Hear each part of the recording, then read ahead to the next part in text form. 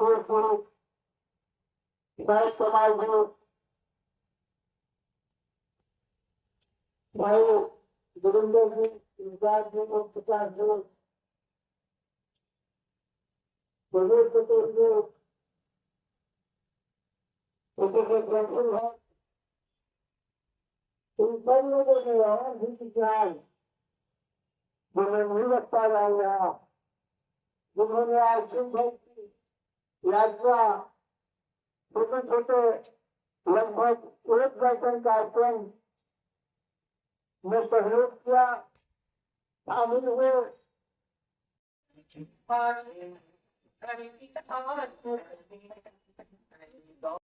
तो सभाओं में मैंने सारी बातें की है, क्यों हम आए हैं, पर मेरे लिए पर्सनली ये तीर्थ यात्रा जैसा है, क्योंकि चंपारण मेरे पूर्वजों की कर्मभूमि है, जहाँ उन्होंने अपना कर्तव्य निभाया था। और आज मौका मिला है कि मैं भी बिहार की तरफ अपना कुछ कर्तव्य निभा सकूं, इसलिए मैं बहुत बहुत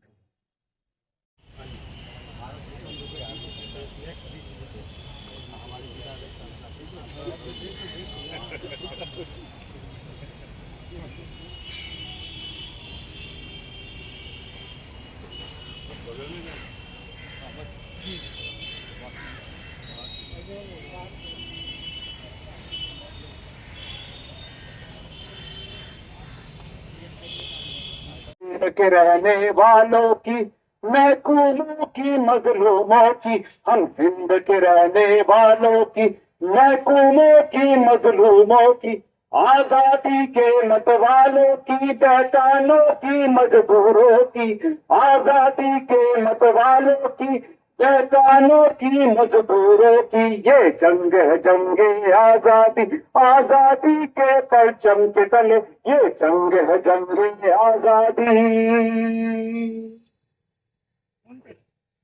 सारा संसार हमारा है, पूरब पश्चिम उत्तर दक्षिण, पूरब पश्चिम उत्तर दक्षिण, हम अफरंगी, हम अमरीकी, हम चीनी, जावा जाने वतन, हम अफरंगी, हम अमरीकी, हम चीनी, जावा जाने वतन, हम सुर्ख सिपाही, जुल्म शिकन, आहन पे कर फौलाद बदन, हम सुर्ख सिपाही, जुल्म शिकन, आहन पे कर फौलाद बदन। ये जंग है जंगे आजादी, आजादी के परचम के तले, ये जंग है जंगे आजादी। के नतीजे को करने की कोशिश न करें, या इसे सिर्फ बिहार का चुनाव समझे गए। ये चुनाव हमारी लोकतंत्र को टिकाए रखने के लिए एक महत्वपूर्ण परिणाम ला सकता है, और इसकी चेतना जगाने के लिए हम सारे लोग देश के कोने कोने से यहाँ आए हैं और 8 दिन की बिहार में यात्रा कर रहे हैं, वो इस मुहिम की शुरुआत करने के लिए कर रहे हैं। चुनाव चुराने की जो ये नई प्रणाली आई है हमारे लोकतंत्र में, वो बहुत चिंताजनक है। हरियाणा का चुनाव चुराया गया, झारखंड में नागरिक जागरूकता और नागरिक कार्यकर्ता जागरूक थे, इसलिए झारखंड में वो कामयाब नहीं हो पाए। पर फिर महाराष्ट्र में उन्होंने अपना कर्तव्य दिखाया और हमने जो भी मेहनत की थी उसके ऊपर पानी फेंक दिया। अब बिहार की बारी आई है। बिहार में एक नया प्रयोग, चुनाव के पहले ही चुनाव प्रक्रिया को चुरा ले जाने की नई कोशिश की जा रही है कि नागरिकों के पास से मत देने का अधिकार ही छीन गया, इनको मत देने ही ना दे। अगर मत गिरेगा नहीं, और ये जरूरी नहीं है कि बहुत हजारों लाखों नागरिकों को मत देने से वंचित करें। हर कॉन्स्टिट्यूएंसी में, हर चुनाव क्षेत्र में 5-6 हजार मतदाताओं को के मत को खारिज करके तो चुनाव परिणाम पे असर लाने में वो कामयाब हो जाए। इसलिए हमें चौकन्ना रहना बहुत जरूरी है कि उनका मंसूबा कामयाब ना हो। सुप्रीम कोर्ट ने हमें आशा का किरण दिखाया है चुनाव आयोग के ऊपर प्रश्न उठाकर, और सुप्रीम कोर्ट ने चुनाव आयोग पर जो प्रश्न उठाए हैं वो चुनाव आयोग के कार्य के ऊपर नहीं उठाए, चुनाव आयोग के नियत के ऊपर प्रश्न उठाया गया है और ये जायज ठहराया है कि चुनाव आयोग की नियत खराब है। आजाद भारत के पहली दफा ये हुआ है कि चुनाव आयोग की नियत के ऊपर नागरिकों को शक करने का एक प्रमाण मिला है। इसलिए हमने चौकन्ना रहना बहुत जरूरी है, क्योंकि आखिर में चुनाव का नतीजा डिक्लेयर करने का अधिकार चुनाव आयोग के पास होता है और अगर वो बेईमान है तो जो नतीजा देगा वो भी बेईमानी का भरा हुआ नतीजा होगा, नागरिकों के मतों का वो नतीजा नहीं होगा। इसलिए अपने मत की सुरक्षा के लिए हमको जागरूक रहना बहुत जरूरी है। ये पहली दफा है आजाद भारत का जो सबसे पहला चुनाव हुआ था, तब सरकार ने ये तय किया था कि पुख्त उम्र के सारे नागरिक वोट कर सकेंगे, उसमें कोई भेदभाव नहीं है। और ये कोशिश की थी कि ज्यादा से ज्यादा नागरिकों को मत का अधिकार मिले, इसलिए वैसा चुनाव हम कराएंगे कि जिसमें हर नागरिक को जो लायक थे मत देने के, उसको मत देने का अधिकार मिले। उसके बाद कई चुनाव हुए और हर चुनाव में यह कोशिश हमेशा प्राथमिक रही है कि नागरिकों से नागरिकों का मत देने का अधिकार छीन ना लिया जाए, वो वंचित न रह जाए मत देने से। ये बिहार का पहला चुनाव है जब चुनाव आयोग खुद नागरिकों से मत देने का अधिकार छीन रहा है। खास करके वो जो युवा बैठे हैं उनको मैं कहना चाहता हूँ, आप में से कई पहली बार वोट देने जाएंगे इस चुनाव में, आपको शायद ये अधिकार ही ना दे कि जब आप उम्र के हुए हैं, वोट देने के लायक हुए हैं, तब आपको वोट देने का अधिकार मिले। और अगर इस बार आपका वोट देने का अधिकार छीन लिया जाएगा तो ये गारंटी नहीं है कि आने वाले कोई भी चुनाव में आपको वोट देने का अधिकार रखेंगे और शायद आगे चलते आपके नागरिकत्व के ऊपर ही प्रश्न उठा दे, आपको इस भारत का नागरिक ही ना रहने दे। इसलिए ये लड़ाई लड़ना बहुत जरूरी है, क्योंकि आखिर में जनतंत्र का सबसे मजबूत होना उसके नागरिकों की ऊपर आधारित होता है, क्योंकि जनतंत्र लोगों के लिए, लोगों का और लोगों से बना हुआ जनतंत्र होता है और उसमें से दो श्रृंखलाएं चुनाव आयोग छीन लेना चाहता है, तो लोगों का भी नहीं और लोगों से बना भी नहीं। ये बातें आपने समझना बहुत जरूरी है। ये बात करने के लिए हम लोगों ने ये यात्रा निकाली है, क्योंकि ये जो नया पूरा पैंतरा किया है जिसमें पहली दफा नागरिकों को कहा है कि आपने डॉक्यूमेंट दिखा के ये प्रूव करना है कि आप नागरिक हो के नहीं, आपको मत का अधिकार है कि नहीं। हमारे कई लोग हैं जिनके पास जो चुनाव आयोग कागज मांग रहा है वो कागज है नहीं, उनको कभी उन कागजों की जरूरत नहीं पड़ी।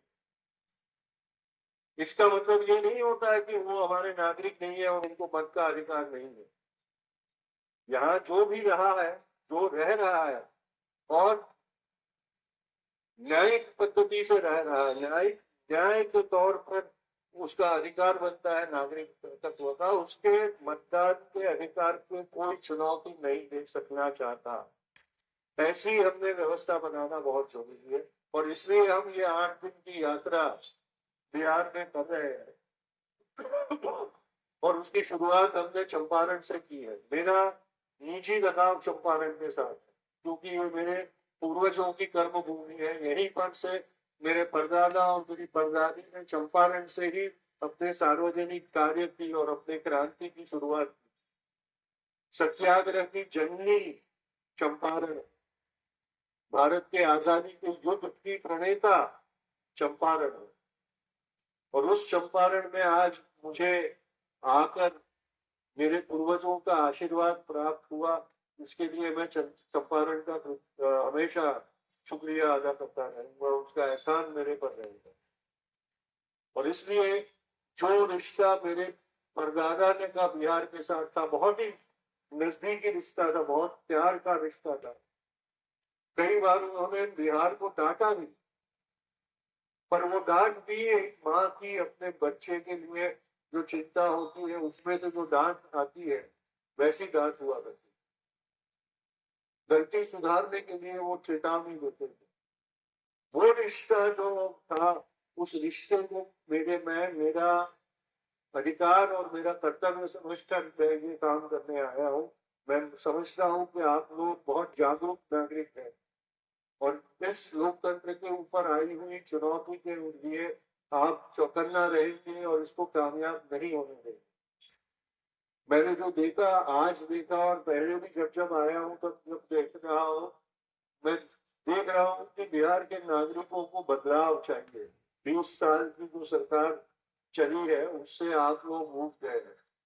मैं भी आज जो देख रहा हूँ गरीबों की हालत, मुझे ताज्जुब हो रहा था। सुबह से जहां जहां मैं गया हूँ वहां नागरिकों ने आके मुझे ऐसे ऐसे पेटिशन दिए हैं, नल में पानी नहीं है, मेरा पेंशन बंद है, मेरे नवासे को नौकरी लगवा दीजिए, मेरे घर के ऊपर बुलडोजर चलाया है, मुझे मुआवजा नहीं दिया जा रहा, मुझे मुआवजा दिलवा दीजिए। ऐसे पिटीशन मुझे, तो कोई सरकार में का सदस्य नहीं है, मेरा कोई ओहदा नहीं है, पर लोगों को मेरे पास से ये आशा लगती है कि शायद जिनकी सुनवाई कोई नहीं कर रहा उनकी सुनवाई मैं करूंगा और उनके लिए कुछ काम करके दिखाऊंगा। ये हालात अगर 75 साल के बाद आजाद भारत के नागरिकों के हैं तो फिर बापू ने जो कहा था कि पूर्ण स्वराज हासिल नहीं हुआ, वो सत्य साबित होता है। और अगर 75 साल के बाद भी पूर्ण स्वराज हासिल न हुआ हो तो उस पूर्ण स्वराज के सपने को साकार करने के लिए हमने सत्याग्रह की क्रांति वापस करनी पड़ेगी और उसी तरह से लड़ना पड़ेगा, चाहे वो भगत सिंह का रास्ता हो, चाहे वो महात्मा गांधी का रास्ता हो। ये क्रांति हमारा फर्ज बन जाएगी और सबसे लोकतंत्र में सबसे कामयाब क्रांति बैलेट बॉक्स पर से होती है। अब के जमाने में उसको ईवीएम मशीन कहते हैं, लेकिन वो क्रांति, वोट की क्रांति सबसे सही क्रांति होती है लोकतंत्र में। और बिहार को जो मौका मिल रहा है कि वोट की ताकत पर से वो लोग सत्ता बदलकर जो लोग लोकतंत्र को भ्रष्ट करना चाहते हैं उस व्यवस्था को एक चुनौती की ललकार थे। और वो ललकार पूरे राष्ट्र में डूबेगी, क्योंकि चंपारण की ललकार पूरे राष्ट्र में जब डूबेगी और उसी का प्रतिसाद था कि उसके बाद क्रमशः सत्याग्रह कामयाब होते गए और हम आजादी को एक मजबूत जाते रहे। भले बापू ने सन 42 में अंग्रेजों को चले जाने का आदेश दिया हो, लेकिन चंपारण ने यहाँ से अंग्रेजों को 1917 में ही चले जाने को कहा था और अंग्रेज खून दबाए यहाँ से चला गया था। अब वो वक्त आ गया है कि अंग्रेजों के साथ जो लोग मुदावत करके आजादी के युद्ध को खारिज करने की साजिशें कर रहे थे और आज सत्ता में बैठे हैं बिहार राज्य में भी और दिल्ली में भी, उनको भी चले जाने का आदेश चंपारण से ही गूंजे और पूरे देश में जाए। ये मेरी आप सबसे प्रार्थना है और उसके लिए आपके साथ जो भी लड़ाई लड़नी पड़े वो लड़ने के लिए मैं तैयार हूँ। मेरे साथी सारे उसके लिए तैयार हैं। बस आपका साथ चाहिए और कुर्बानी का जज्बा चाहिए। जय हिंद।